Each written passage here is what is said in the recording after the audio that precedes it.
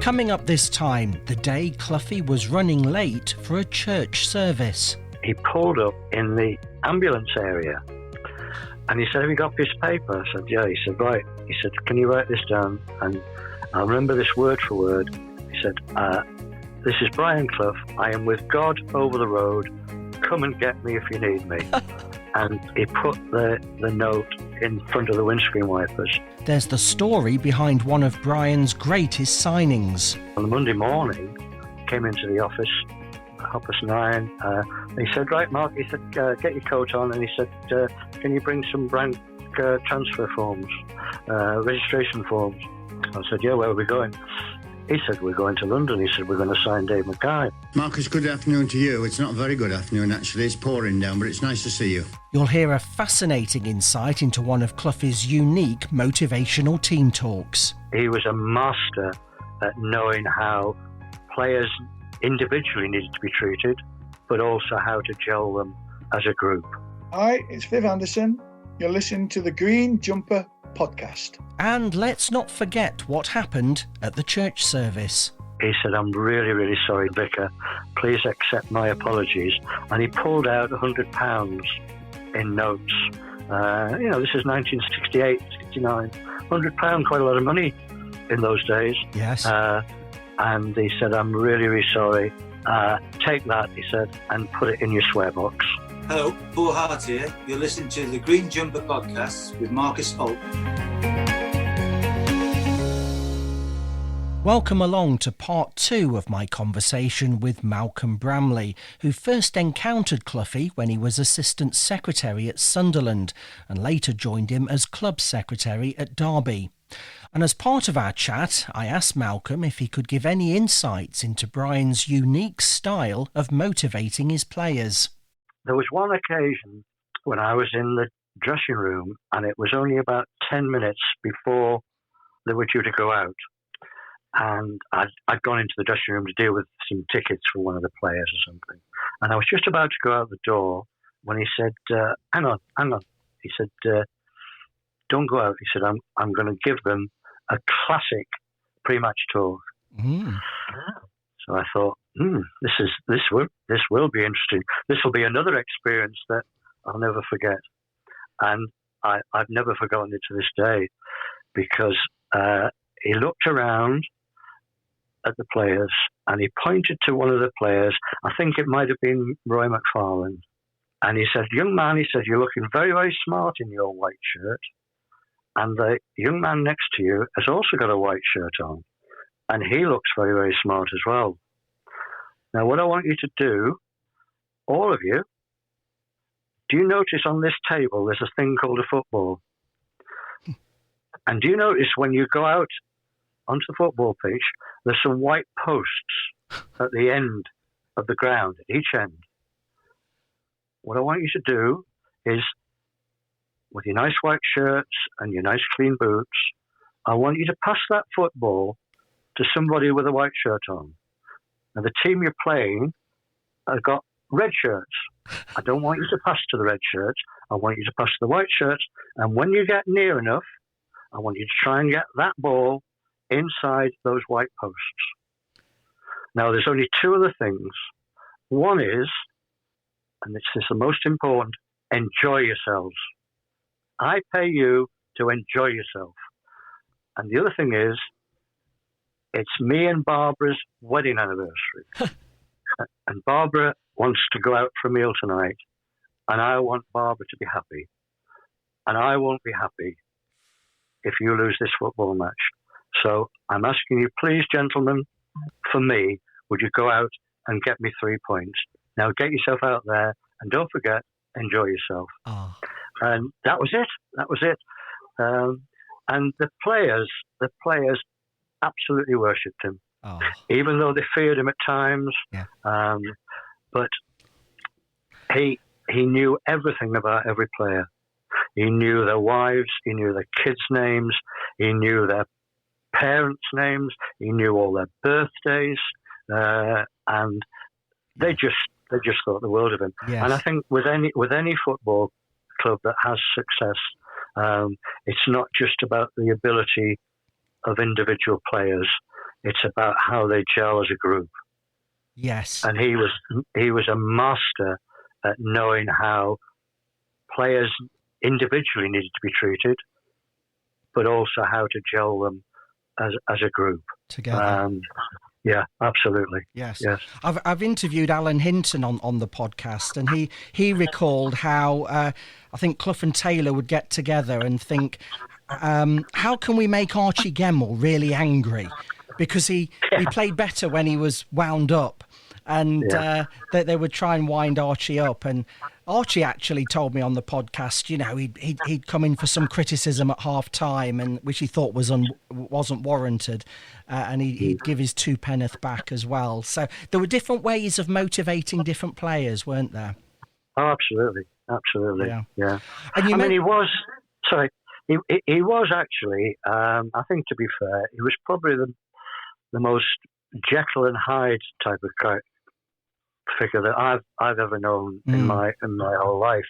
So there were you had to be on your toes all the time, because you never knew not just from one day to the next, but from 1 hour to the next, what sort of mood you'd be in. You could walk down the corridor, even remembering how well I knew him. He walked down the corridor, and one day he would be laughing and joking and having a chat. Next day he would just walk back and completely ignore you. So you never really knew. But he was a constant with the players. That was the important thing. Yes. And it kept them on their toes, I guess, as well. Yes. Yeah. That was they never knew quite what to expect next. And no, that's right. With those Derby days, he said one of his best signings was Dave Mackay, which was really against the odds, because I think Mackay at the time was on his way up to Scotland to be a player manager there, to leave Spurs altogether. And Cloughie actually went down to Spurs to see if he could persuade him. And you have some special memories of that. Yes, well, I mentioned earlier about this meeting that we used to have on a Sunday morning. And the subject of players came up one morning, and Peter Taylor said, "Do you know what?" He said, "We need somebody with experience in front of the back four." And he said, "I think if we do that," he said, "I reckon we'll get promotion this season." This was in the close season. I think it was in July. Right. And he said, "You know what, Brian?" He said, "I think we should sign Dave Mackay." And I always remember Cloughie looking at him. He said, "What, Dave Mackay? You must be joking. He's finished. He's nearly 40." And he said, "I've heard he's going to Hearts as assistant manager." So Peter said, "I'm telling you now, we signed Dave Mackay. It doesn't even need to break sweat. He could just spray balls around from in front of the back four, and he'd be a huge influence in the dressing room as well." And Cloughie said, "Absolutely no chance whatsoever." So that was on the Sunday. On the Monday morning, came into the office at 9:30. He said, "Right, Mark," he said, "get your coat on." And he said, "Can you bring some blank transfer forms, registration forms?" Mm. I said, "Yeah, where are we going?" He said, "We're going to London." He said, "We're going to sign Dave Mackay." So we drove down to London from Derby and went into Whitehall. And this is without any phone calls, nothing whatsoever. And he hadn't even mentioned it to the chairman of Derby, that he was going, nothing about fees or anything like that. So we walked into the reception area at White Hart Lane, and obviously people recognised Brian Clough by now, and the receptionist said, "Oh, Mr Clough, what are you doing here?" He said, I would like to speak to Mr Nicholson, please." And Bill Nicholson being the Tottenham manager. Mm. And she said, "Well, he's in a meeting at the moment," but he said, "Oh, we'll wait. And I think we waited about an hour, going to Bill Nicholson's office. Obviously, Bill Nicholson asked what he was doing there. He said, "I've come to sign David Mackay." And he said, "Are you serious?" He said, "He's finished. I think he's going to Hearts anyway. We were talking about it the other day." So he said, "Would you give me permission to speak to him?" There was no talk about fee or anything else. He said, "Yeah, of course, you can speak to him. You won't get anywhere." Where is he? Well, there's nobody in the ground now. Training's finished.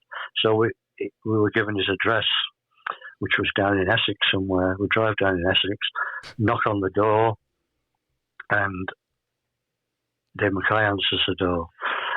What the F are you doing here? Good afternoon, David. He said, I've come to sign you for Derby County. And again, what are you talking about? I'm finished. I'm going to Hearts. No, you're not. You're coming to Derby County. And he said, anyway, can we have a cup of tea? So we go in. And I think this must have been about 5 o'clock by this time. And 11 o'clock at night, he'd worn him down. Just completely worn him down. And he agreed to sign. So I'd got the registration form there and everything, and the contract. And he said, right, I will sign. What about terms? David, do you want to play for me or not? He said, well, I've just told you I'm going to sign. He said, right. He said, well, if you're going to play for me, I'm going to trust you implicitly, but you have to trust me implicitly. He said, just sign the contract. He said, come up to Derby tomorrow and we'll have a chat. And we might have a chat about money then. And Dave Mackay actually signed a blank contract. Wow. And they sorted out terms the following day. And Peter Taylor was proved absolutely right. He made that team. He got, I think he got PFA Player of the Year. Yes. That year, which was unheard of for a second division player, and a huge influence both on and off the field, and a lovely man. And I was living in the Midland Hotel at the time before I'd bought a house, and he lived in the Midland Hotel at the same time.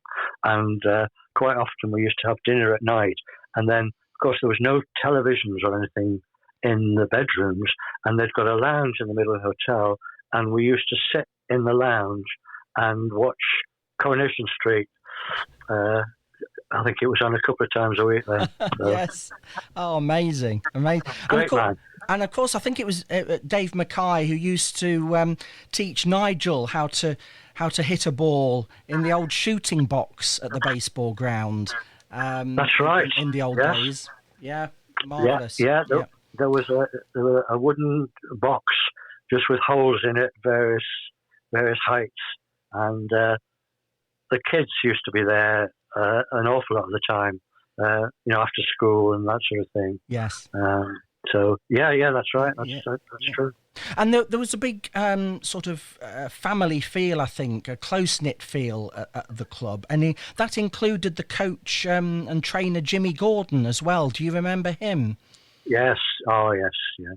Jimmy was a great character. I think you always needed a football club. Even now, you need somebody who's between the manager or the head coach and the players. Somebody that's got a great sense of humour, somebody to bounce off, somebody to put their arm around them when they're not feeling very well, don't think they're playing very well. And Jimmy was that person. And the players had an awful lot of time for him. And I think Brian would always say that the two people who were the greatest influence for any of his successes were Peter Taylor, when he worked with Peter Taylor, and also with Jimmy Gordon. A huge influence on Brian, and great mutual respect, really. Yes, you have some wonderful memories of Brian. It's clear, and it's wonderful to hear. And there's another one I'd like you to tell, because your father, I think, was a Methodist minister, and you have an amusing memory of Brian actually being invited to a church.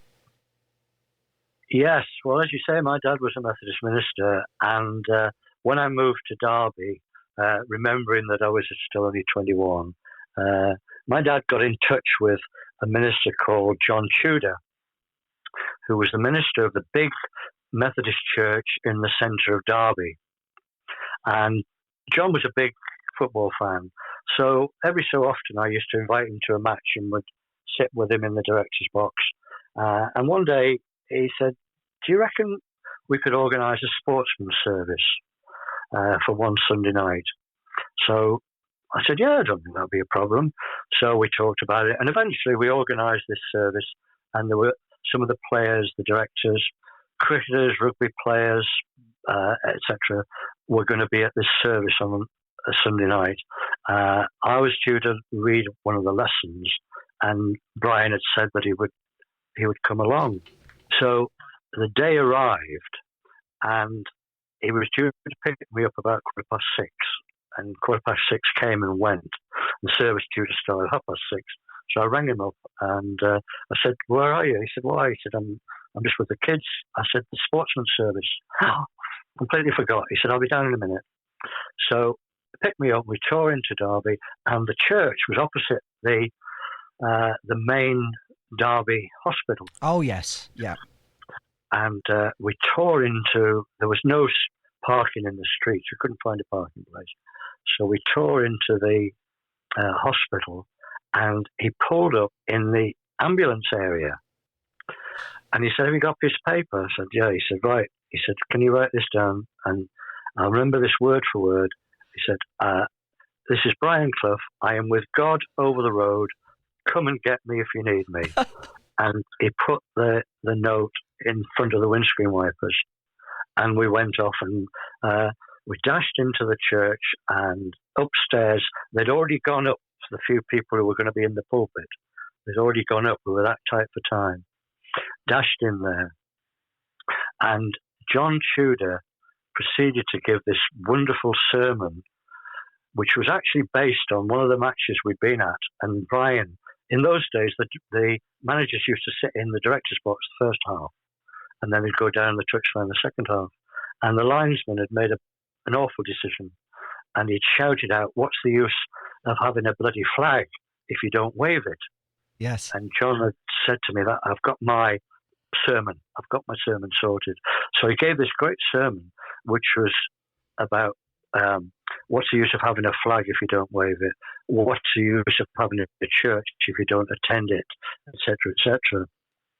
So at the end of it, at the end of the sermon, Brian leant over, and he didn't realise he was on the mic, and he said, "Vicar," he said, "that was effing magnificent." And you heard the gasp. Churches in those days packed on a Sunday night, so there must have been 800 people in there. Oh, and the shock of hearing this word, and he realised straight away what he'd said, and he whispered to me. He said, "I've made a right mess up there, haven't I?" So at the end of the service, we went downstairs into a little waiting area, and he said, "I'm really, really sorry, Vicar. Please accept my apologies." And he pulled out £100 in notes. This is 1968, 69. £100, quite a lot of money in those days. yes. And he said, "I'm really, really sorry. Take that," he said, "and put it in your swear box." And so that was a service that I'm sure many of the people who were there will, if they're still alive, will never have forgotten. Exactly. That was a complete one-off church service. Yeah. Yes, absolutely. Absolutely brilliant. Now, you left Derby before the controversy of Clough and Taylor resigning. With the falling out that Brian had and disagreements with Sam Longson that led to the resignations, did you sense that on the cards at all behind the scenes at Derby? No, not at all. No. Not at all. I think that was partly because during the time I was there, it was really only the start of Brian's media career, yes. if you like. Yes. When he was still involved with football. So there wasn't the option really for Sam Longson in particular to get upset with Brian about the fact that he was missing from training a lot, which he was subsequently. So no, it was a later period. Yes. And I think it was the media, and Sam liked the attention. Yes. As a chairman, and it was increasingly in those days. Brian was more and more on television, on chat shows and everything else. Yes. And I don't think Sam could cope with this. That basically Brian he was having to finally acknowledge what everybody knew, that Brian was in charge of the club and not him. And I think that gradually started unfortunately, the fallout. Yes, yes. Now, a little while after you had left Derby County, I think Brian did surprise you with a special gift. You were obviously in his thoughts. Yes, I'd gone back up to Sunderland, and it was before I joined Gillingham with Len Ashurst, who was the manager at Gillingham, and there was a knock on the door, and a postman there with a big parcel, and it turned out that it was a full Crown Derby dinner service, coffee service, tea service, and there was a card there, and at the time I left, we were top of the old First Division. Right. And he'd cut out a league table from one of the Sunday papers, and the inscription was, "Nice to think we were both a part of this. Take care, Brian." And I've still got, apart from maybe a couple that are broken, I've still got all those dinner and tea services now. Ah, fantastic gift, and a big surprise for you, I guess, as well. Yeah. Well, Malcolm, I could talk to you all day. I really could. And it's with thanks to the Roker Report and Away the podcast for putting me in touch with you. And I'm glad you still have that special gift from Brian all these years later. Malcolm, thanks so much for sharing your Brian Clough memories. It's been wonderful talking to you. It's been a pleasure. Take care.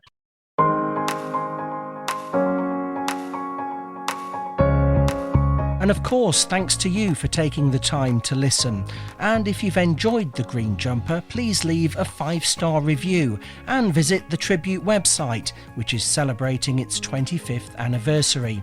In fact, Brian's son Simon has sent a lovely message of congratulations to mark the milestone, and you can read it on brianclough.com. And that's where you can buy signed copies of my Cloughie books, helping to raise money for good causes. The website has lots more stories and the comprehensive list of the classic Clough quotes, plus the full back catalogue of the podcast. Thanks again for listening, and I hope you can join me next time for more memories of the great man in the green jumper.